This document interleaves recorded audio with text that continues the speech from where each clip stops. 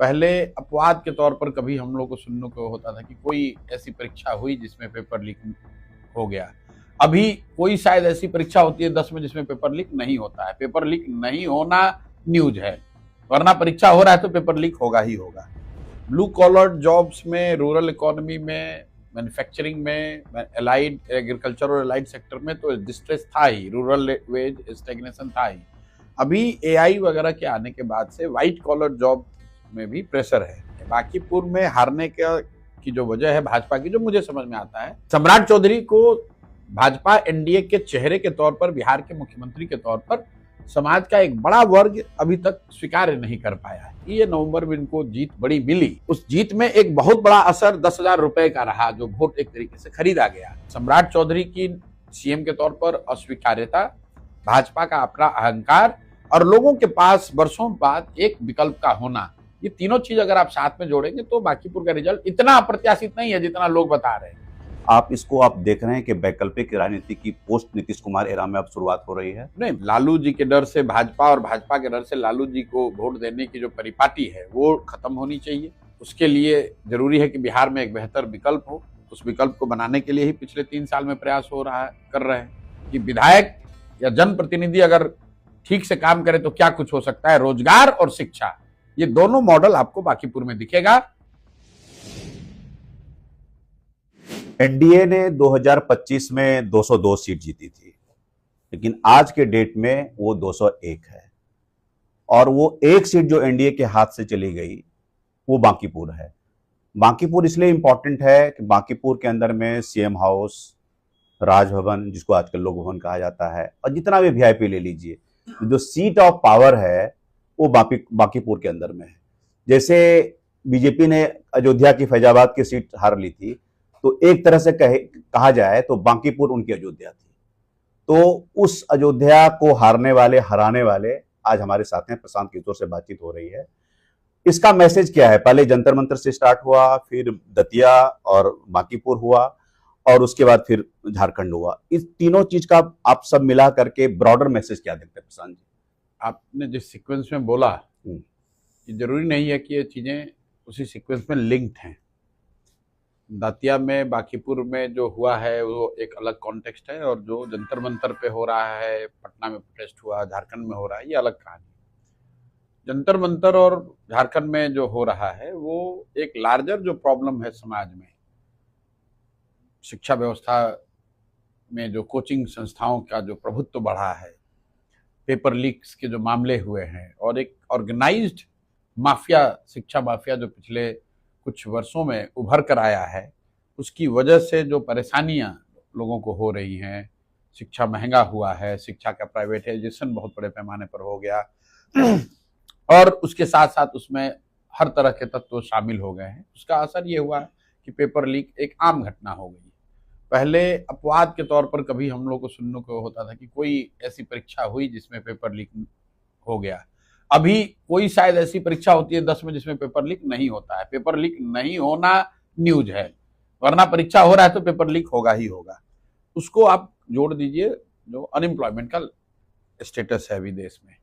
Blue collar jobs में, rural economy में, manufacturing में, एलाइड एग्रीकल्चर और एलाइड सेक्टर में तो डिस्ट्रेस था ही, रूरल वेज स्टैग्नेशन था ही। अभी एआई वगैरह के आने के बाद से व्हाइट कॉलर जॉब में भी प्रेशर है, और इस चीज को कुछ लोग समझ रहे हैं, कुछ लोग नहीं समझ रहे हैं। But put all this things together, stress, privatisation and जो डिस्टॉर्शन हुआ है शिक्षा में, और उसके साथ साथ जो अनएम्प्लॉयमेंट को लेकर परेशानी है, इसकी वजह से आपको यूथ में अनरेस्ट दिख रहा है, जिसका मैनिफेस्टेशन जंतर मंतर दिखा, झारखंड दिख रहा है, और ये आगे भी होगा। मैं आपको ये भी कह दूं, मैंने किसी इंटरव्यू में भी कहा कि अगर ये कोई कह रहा है, कह रहे ये तो हुआ है, दब जाएगा, मैनेज हो जाएगा, ये नहीं होगा। इसलिए नहीं होगा कि जो मैंने अभी आपको बताया, जो अंडरलाइंग कॉज है वो इस ओर इंडिकेट कर रहा है कि समाज के एक बड़े वर्ग में, खासकर युवाओं में, इस बात को लेकर, पढ़ाई, शिक्षा, एग्जाम्स और रोजगार को लेकर परेशानी है। इसको दबाया नहीं जा सकता है। बांकीपुर और दूसरे जगहों पर जो उपचुनाव में हुआ है, ये तो मेनली लोकलाइज्ड मुद्दा है। बांकीपुर में उस अनरेस्ट की वजह से बांकीपुर हारी है भाजपा, ऐसी बात नहीं है। बांकीपुर में हारने की जो वजह है भाजपा की, जो मुझे समझ में आता है, वो एक ऐसे गलत व्यक्ति का भाजपा के द्वारा मुख्यमंत्री बनाया जाना जिसकी स्वीकार्यता समाज में कम से कम आज तो नहीं है। सम्राट चौधरी को भाजपा एनडीए के चेहरे के तौर पर, बिहार के मुख्यमंत्री के तौर पर समाज का एक बड़ा वर्ग अभी तक स्वीकार नहीं कर पाया है।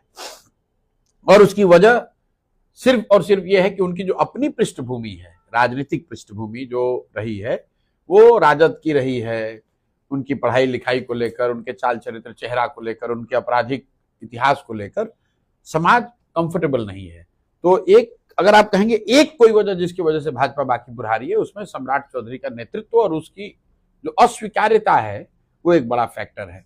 उसके साथ साथ चूंकि ये नवंबर में इनको जीत बड़ी मिली, उस जीत में एक बहुत बड़ा असर 10,000 रुपए का रहा, जो वोट एक तरीके से खरीदा गया। लेकिन भाजपा वालों को या एनडीए वालों को ऐसा लगा कि अहंकार वाली जो बात है कि हम, इतना हमारा जन समर्थन है कि हमारा कोई भी आदमी खड़ा हो जाए, हम कोई प्रयास करें, काम न करें, फिर भी जीतेंगे। तो कहीं ना कहीं उस अहंकार के वजह से भी भाजपा हारी। और जो तीसरी बात है कि जब जनता के पास विकल्प हो तो जनता उसको एक्सप्लोर करेगी। ये आप मानकर चलिए, बिहार में लोगों ने ये मान लिया था कि कोई कुछ दूसरा देखना ही नहीं चाहता है। और जैसे बांकीपुर का जो क्षेत्र है, ये मान लेना कि ये भाजपा का बहुत बड़ा गढ़ है। ठीक है, भाजपा का समर्थन वहां रहा है, लेकिन एक बड़ी वजह भाजपा को वोट मिलने की ये है क्योंकि लोग इस इलाके में कम से कम लालू जी के पार्टी को वोट नहीं देना चाहते। तो जो नेगेटिव वोट भाजपा को मिल रहा था या विकल्प न होने की वजह से भाजपा को जो वोट मिलता रहा है, भाजपा ने उसको अपना समर्थन मान लिया। तो जैसे ही लोगों को प्रशांत किशोर के रूप में, जनसुराज के रूप में कोई विकल्प दिखा तो छिटक गया। तो ये तीनों बात, सम्राट चौधरी की सीएम के तौर पर अस्वीकार्यता, भाजपा का अपना अहंकार और लोगों के पास वर्षों बाद एक विकल्प का होना, ये तीनों चीज अगर आप साथ में जोड़ेंगे तो बांकीपुर का रिजल्ट इतना अप्रत्याशित नहीं है जितना लोग बता रहे हैं। लेकिन नितिन नवीन आपके निशाने पर कभी नहीं रही। वो सब जानता है कि नीरज कुमार सिन्हा उनके डमी कैंडिडेट थे, ब्रॉडर, तो वो आपके निशाने पर कभी नहीं। देखिए, निशाने पर नहीं रहने की, मान लीजिए कि चुनाव हो रहा है बांकीपुर में, तो गुजरात के चीफ मिनिस्टर के बारे में बोलने का कोई मतलब नहीं है। चुनाव हो रहा है बांकीपुर में, तो नितिन नवीन तो अभी भाजपा के राष्ट्रीय अध्यक्ष हैं। ना सरकार को चलाने में उनकी कोई भूमिका है, ना बांकीपुर की समस्याओं और लोगों के परेशानियों से उनको कोई सीधा सरोकार है। कैंडिडेट सिलेक्शन में था। कैंडिडेट सिलेक्शन तो वैसे तो भाई भाजपा दल के तौर पर जिसका भी सिलेक्शन करेगी सब में रहेगा। तो नितिन नवीन की कोई भूमिका ही नहीं है। आप लोग नितिन नवीन की बड़ी भूमिका बता रहे हैं, नितिन नवीन ने शायद अपने लिए बड़ी भूमिका देखी होगी, लेकिन मेरे नजरिए से नितिन नवीन की बांकीपुर में या उस नजरिए से किसी भी बिहार विधानसभा क्षेत्र में कोई भूमिका आगे नहीं है। क्योंकि भाजपा का जो राष्ट्रीय अध्यक्ष है वो बहुत से बहुत होगा तो यहाँ के संगठन में उसकी भूमिका हो सकती है। लोगों की जिंदगी को प्रभावित करने वाले जो निर्णय होते हैं उसमें किसी दल के अध्यक्ष की बहुत भूमिका नहीं है। और एक हद तक नितिन नवीन ने ये खुद के लिए भूमिका बनाई है। भाजपा के राष्ट्रीय अध्यक्ष के तौर पर अगर वो बांकीपुर से जुड़े रहना चाहते थे तो उनके लिए कोई मजबूरी नहीं थी विधायक पद से इस्तीफा देना।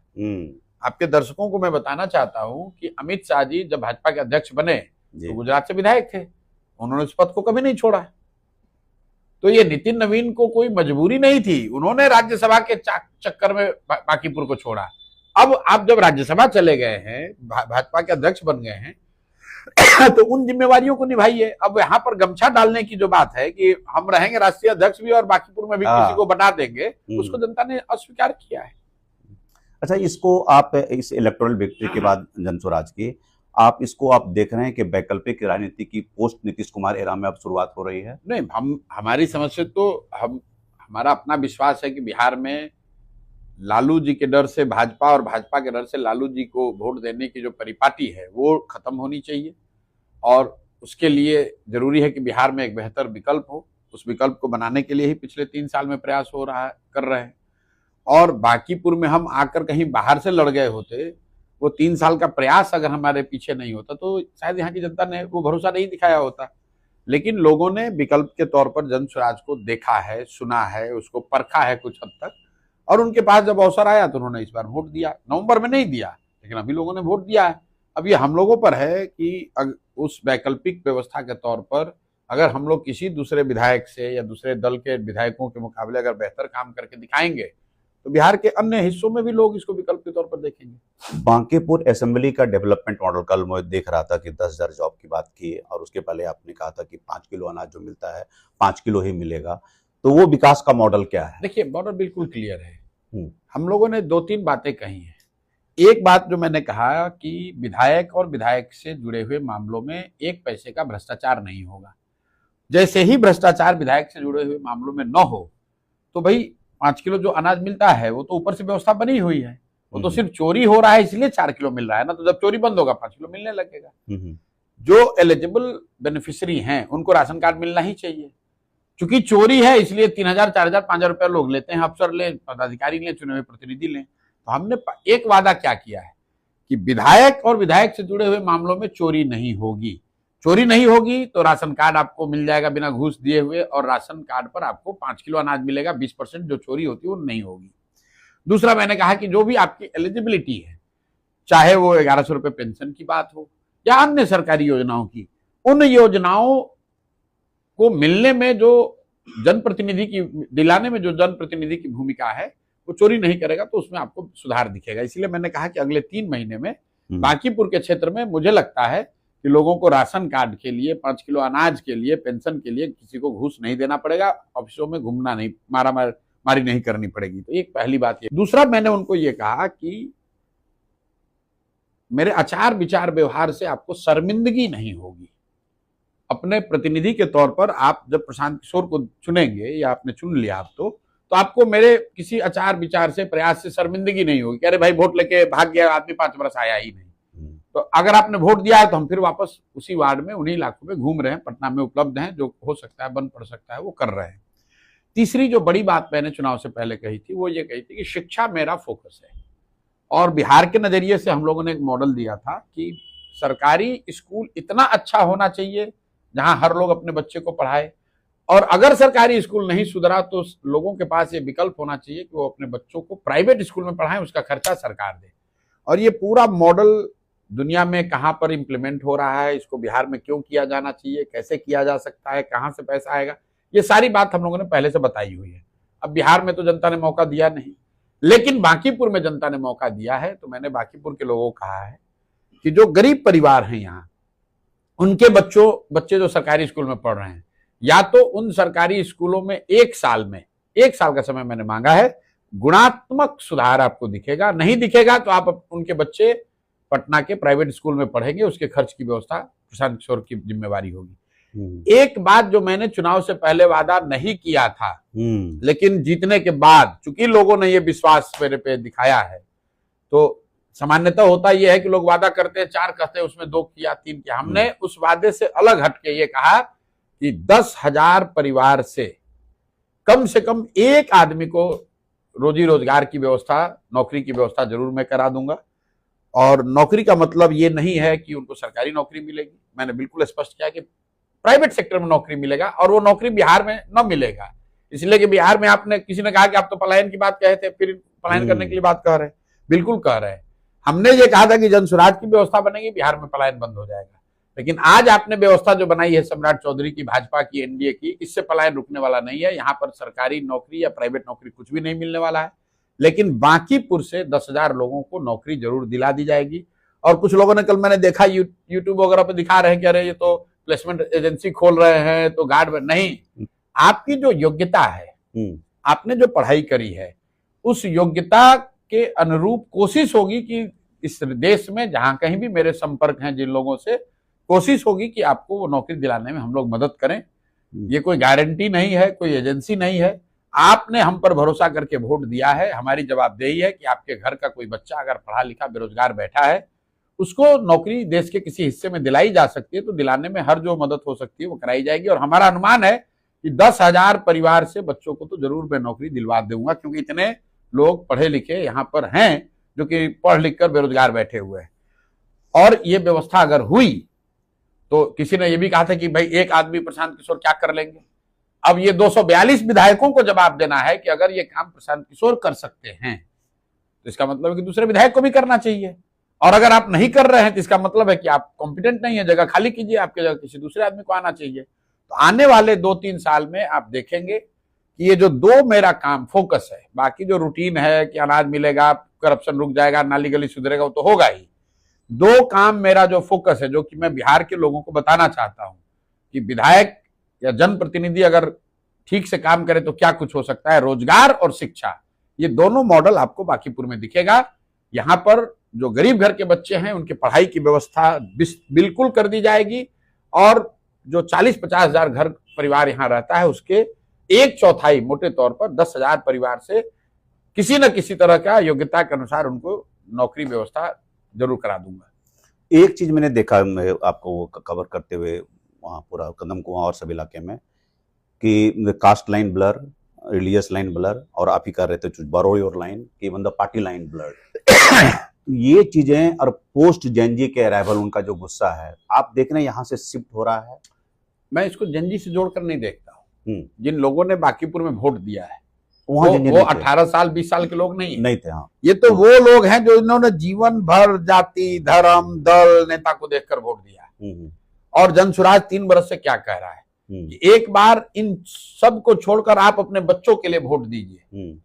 बिहार के लोगों ने बात नहीं मानी, बांकीपुर के लोगों ने वो बात मानी है, तो बांकीपुर के लोगों को फायदा सीधा दिखेगा। उनके बच्चों के लिए पढ़ाई रोजगार की व्यवस्था मैं निश्चित करा दूंगा। नहीं करा पाऊंगा तो मुझे बिहार में वोट मांगने का मेरा कोई अधिकार नहीं है, लेकिन अगर मैं करा दूंगा तो बहुत दावे के साथ पूरे बिहार में जाकर कहूंगा कि देखो बांकीपुर में ये हुआ है, आपके बच्चों के साथ भी ये होगा।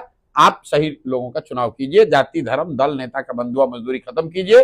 एक बार अच्छे आदमी का चुनाव करेंगे, जनसुराज की व्यवस्था बनेगी, बिहार से बच्चों को बाहर नहीं जाना पड़ेगा, 10, 15, 20 हजार रुपए के रोजगार के लिए बाहर नहीं जाना पड़ेगा। और इसके लिए कोई रॉकेट साइंस की जरूरत नहीं है। जो लोग ये बताने की कोशिश कर रहे हैं कैसे होगा, अरे भाई कर्नाटक का कोई आदमी कहाँ आकर हैदराबाद में या बिहार में आकर नौकरी मजदूरी कर रहा है? मध्य प्रदेश, उड़ीसा, बंगाल के लोग कहाँ आकर बिहार में नौकरी मजदूरी कर रहे हैं? आज हर राज्य में इतनी व्यवस्था बना दी गई है कि 10-15 हजार रुपए की रोजी रोजगार मजदूरी के लिए किसी को अपना घर, परिवार, राज्य छोड़कर बाहर नहीं जाना पड़ता है। तो अगर ये व्यवस्था गुजरात में बनी है, महाराष्ट्र में बना है, पंजाब में बना है, कर्नाटक में बना है, तो बिहार में भी बनाया जा सकता है। इसमें कोई रॉकेट साइंस नहीं है। अभी तक जो हम लोग कह रहे थे उसको हम आपको करके दिखाते हैं बांकीपुर में। आपकी जो पॉलिटिक्स में ऑब्जर्व कर रहा हूँ, strongly anti BJP, strongly anti RJD, और ये क्वेश्चन आप कम लेना चाहते हैं कि कमिंग 5 इयर्स में आप कोई पॉलिटिकल रीअलाइनमेंट के माइनस दीज 2 पॉलिटिकल पार्टीज आप देख रहे हैं? जनसुराज रीअलाइनमेंट जो है ना, ये रीअलाइनमेंट, एडजस्टमेंट, गठबंधन, जोड़ तोड़, चुनाव जीतने की राजनीति से मैं 10 साल बहुत बड़े स्तर पर जुड़ा रहा हूं, और मैंने उसको बहुत करीब से उस व्यवस्था में सफलता के बाद मैंने देखा कि उससे लोगों के जीवन पे कोई आमूलचूल परिवर्तन नहीं होता है। भाई बिहार में तो हम गठबंधन में जीते हुए थे ना, बिहार 2015 में, लेकिन उससे बिहार के लोगों का जीवन नहीं बदला। सिर्फ जीते ही नहीं, 7 निश्चय का प्रोग्राम भी बनवाया, बिहार विकास मिशन की स्थापना भी करवाई, लेकिन उससे भी जिस तरह का परिवर्तन हम लोग चाहते हैं बिहार में वो नहीं हुआ। इसलिए अब जो मैं कर रहा हूं, और मैंने पहले भी लोगों को समझाया है, मेरा लक्ष्य ये नहीं है कि हम यहाँ विधायक बन जाएं, मेरे 10 विधायक हो जाए। मेरा लक्ष्य है कि वो व्यवस्था बने जो बिहार में आमूलचूल परिवर्तन लाए। और आमूलचूल परिवर्तन का मतलब सड़क नहीं है। आमूलचूल परिवर्तन का मतलब है कि बिहार ज्ञान का, शिक्षा का केंद्र बने देश में, बिहार रोजी रोजगार का केंद्र बने, पूरे देश से लोग पढ़ाई और रोजगार के लिए बिहार में आए, तब बिहार में आमूलचूल परिवर्तन की बात को स्वीकार किया जाए।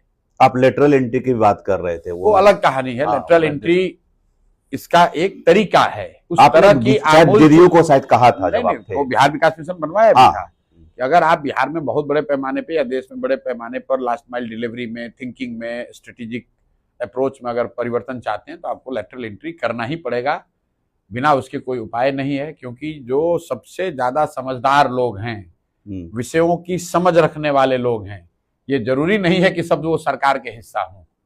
आज देखिए शिक्षा व्यवस्था में रिफॉर्म की बात हुई कि पेपर लीक को कैसे रोका जाए। सरकार ने टास्क फोर्स बनाया है, उसमें तो कोई सिटिंग ब्यूरोक्रेट नहीं है, उसमें तो एजुकेशन सेक्रेटरी को तो नहीं बनाया गया है।